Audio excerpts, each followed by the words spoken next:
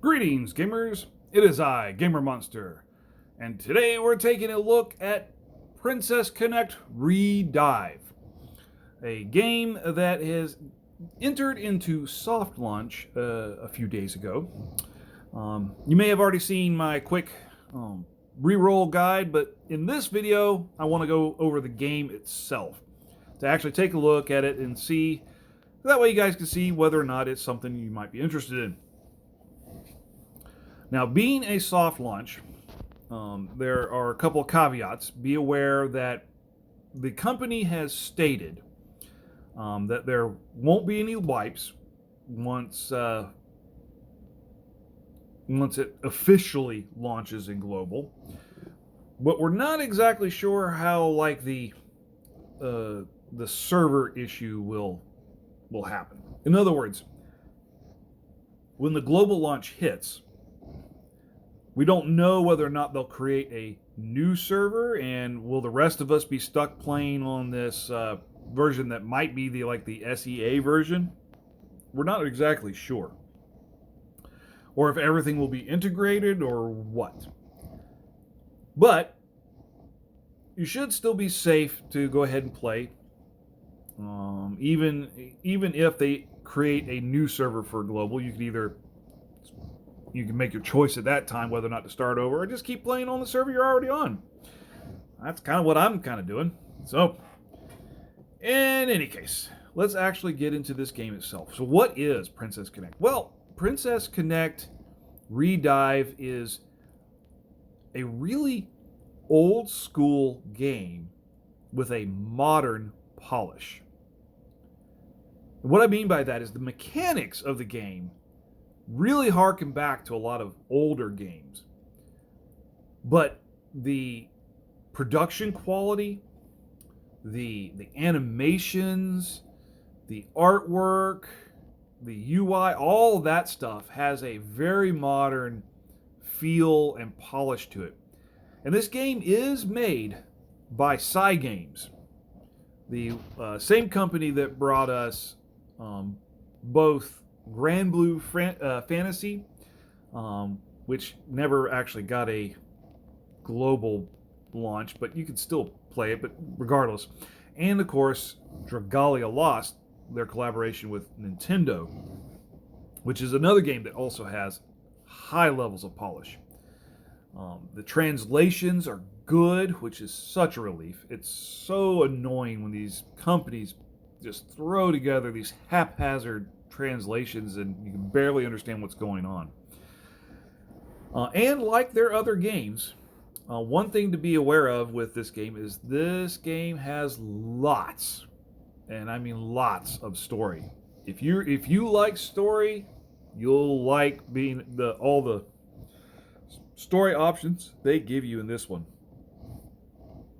One interesting thing that they do, though, is they separate the story from the actual gameplay.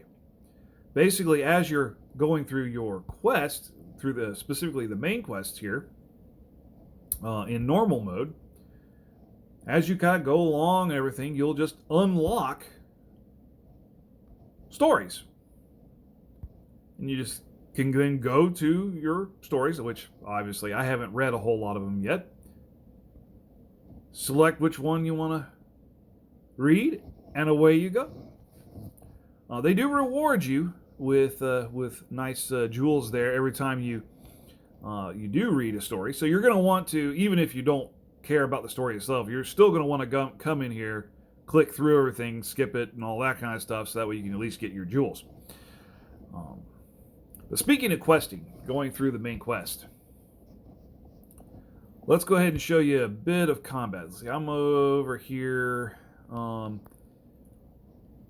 I'll pick a little bit of an earlier one so that way my characters won't die. All right.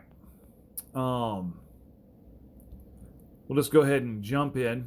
Obviously, you can pick your party members, and your formation has 3 positions: the front, middle, and rear. And the characters will automatically be assigned to their appropriate spots as you put them in your party, so you don't have to worry about that. But anyway, let's go ahead and just get into battle so you can kind of see what's going on. And I'll turn it off at double speed so we can see a little bit better. And anybody who's been playing gacha games for a while should recognize this right off the bat.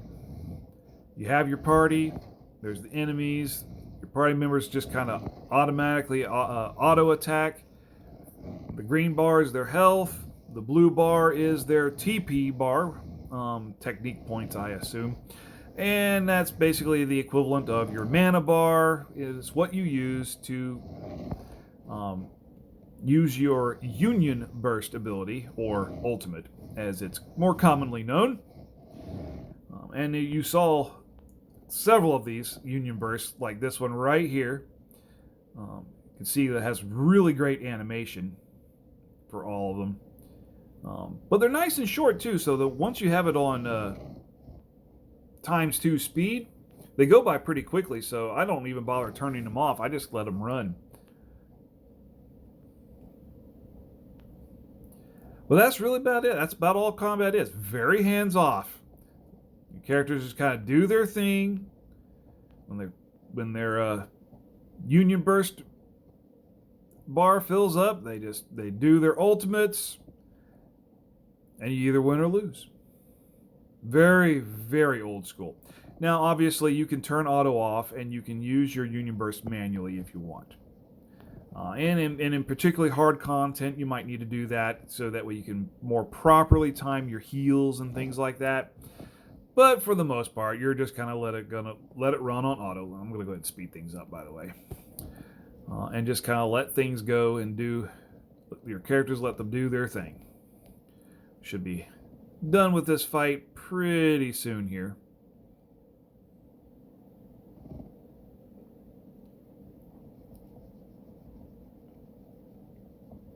Just one more monster here. Okay. Oh, and as you're used to, you go through each of these stages trying to 3-star them and try to get as far as you can.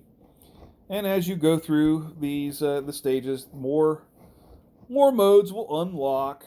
Yeah, it's the usual run-of-the-mill stuff. But combat's not the only place where this game has a very old school design. It also does in your character progression. We'll go ahead and click on one of my main characters here. Most people have seen this before as well. This is one where, yeah, technically you're equipping gear, but it's not like a lot of games where it's actual gear that you select and you equip it, and maybe you want to take it off of your character and put it on somebody else. You know, instead, gear is more like, you can kind of think of it as enhancements. They permanently enhance your character stats because you can't remove them once they're equipped. And once you equip all of 6 pieces of gear, you can then basically absorb them and rank up. My team right now is sitting at rank 4. Rank 7 is the highest rank currently. But in addition to your equipment, you also have your skills, which one thing I do have to give them. Characters are more than just basic attack and Union Burst. You do actually unlock regular skills. Now, you can't control when your characters use these skills. They'll just do it automatically. But it still allows them to do some extra things other than just attack and use their ultimates, which helps make team building a little more interesting. That's good. But you can also enhance their levels as well. And then as you gather character shards, or memory shards as they're called in this game, you can also increase their star levels, which also increases their power, obviously. And one really nice thing about this game is they have this here optimize button. You hit this button and it will equip everything that you can equip. It will level up all the skills you can level up. And it will use all your potions to level up your character as possible, all with the touch of one button. And this is a game where your character's levels are limited to your account level. So Account level is very important for increasing your overall power. All right. So that's characters and how they progress and everything. This game does also, besides your main quest, you do have other modes as well. You have the grotto, which, oh look, it's your tried and true resource quests that you can do each one twice a day for some extra XP and mana. Then you also have PvP, which is the battle arena. Oh, good. I finally increased my party power enough that I can actually maybe fight somebody. Here, we'll do my very first battle on the video. See whether or not I can actually beat these guys. Getting to arena is actually fairly important as far as increasing your jewel reserves. Because I've heard, and I'm about to find out, that it can be very lucrative increasing your ranks in PvP. So I did win there. That's good.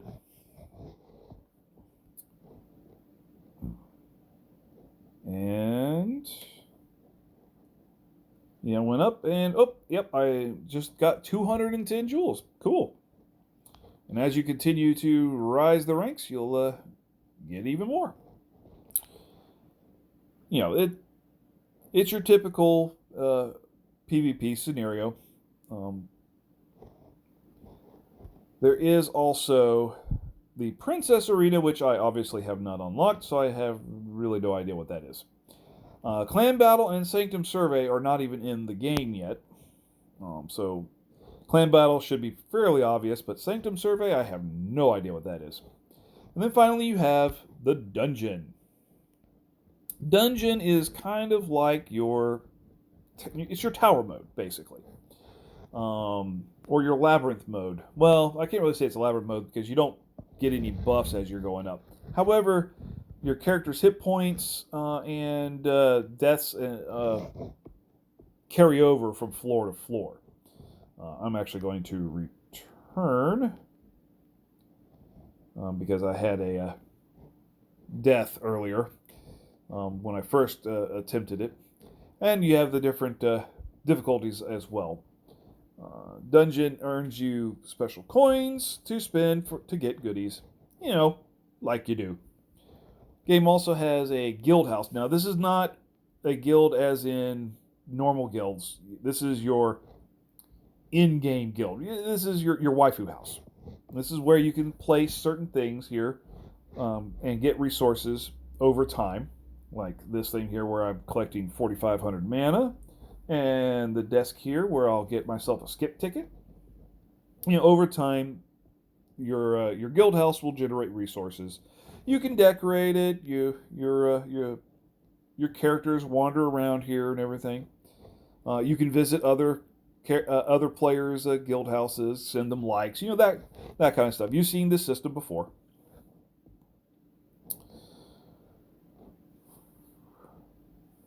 And let's see here. Now, they do have actual guilds, which they call clans.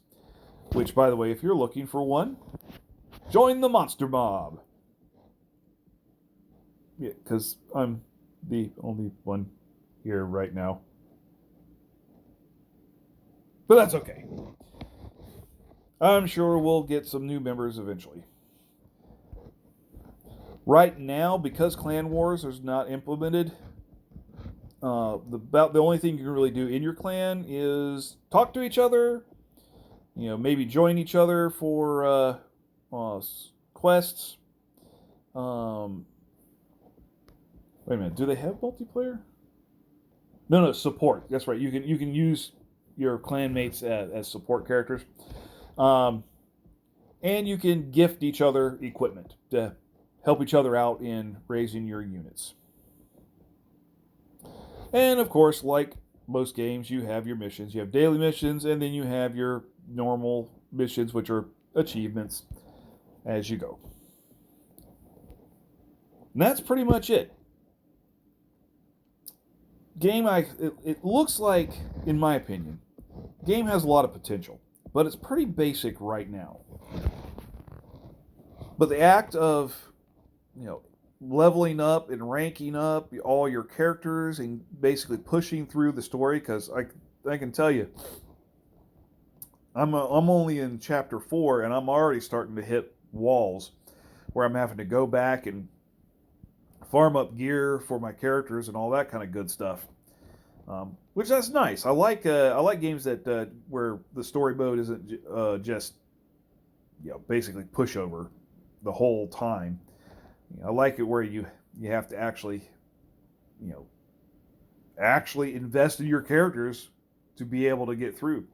And I like games where you don't just power up to maximum level, maximum power in an instant, and then stomp everything. I like the slower grinds in games, so that's definitely a positive.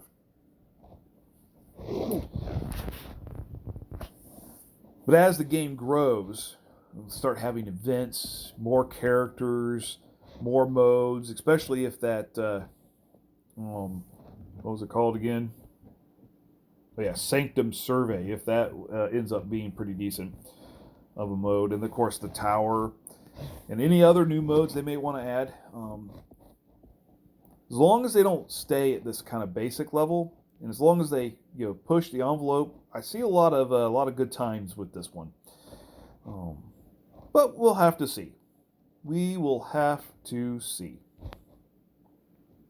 But to end off the video here, I did manage to save enough jewels for 2 10-pulls. That's right, we're going to do some summons and we're going to see if we can't get some good characters. So, let's go ahead and get our first one going here. Okay, if she's holding papers that are rainbow colored, you got yourself a 3-star. Now, you can still get one anyway. I have seen that happen, but didn't look like we're going to get it this time. We're just going to get silvers and golds.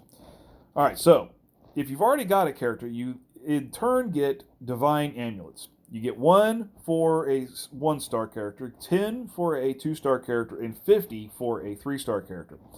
Divine amulets you can then use to get shards. Now, from what I understand, you don't want to use divine amulets on regular characters because there's the hard mode that you can get the shards slowly over time. What you want to use divine amulets for is save them up for limited characters. So that way you can get the limited character and then power them up real nice and quick. But in any case, we'll just go through all these. Oh, I already have her as well. Okay.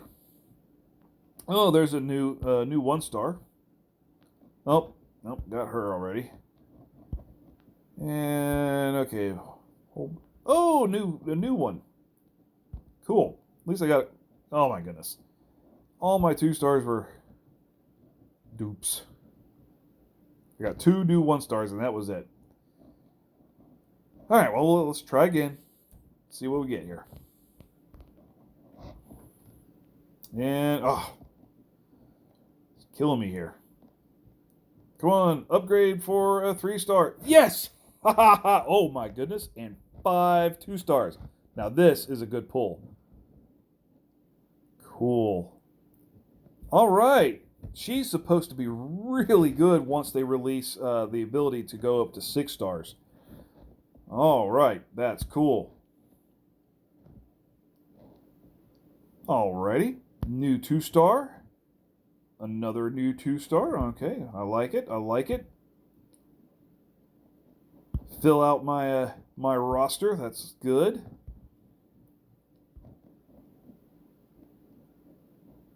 This character's a bit crazy. If you read her story, you'll know what I mean. Oh, and another dupe. Hey, you know what? That is fine. I got 3 new 2-star characters and a really cool new 3-star character. That is a thumbs up in my book. All right. Well, there we go. That is Princess Connect Redive. I'm going to be playing this game for a little while, so we'll see maybe if we can see how the game progresses. And in either case, thank you all so much for watching. If you like this video, be sure to give me a good fat thumbs up and maybe even hit that subscribe button to come back for some more. But until next time, laters.